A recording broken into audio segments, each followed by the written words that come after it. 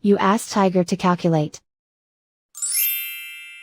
This deals with long addition. The final result is 180.66. Let's solve it step by step. Rewrite the numbers from top to bottom, aligned by their place values. Put zeros in the blank number places. Add up the digits in each column, from right to left. 0 plus 6 equals 6. 3 plus 3 equals 6. 6 plus 4 equals 10. Carry 1 to the tens place. 1 plus 5 plus 2 equals 8. Write 1 in the hundreds place. And so the final result is 180.66.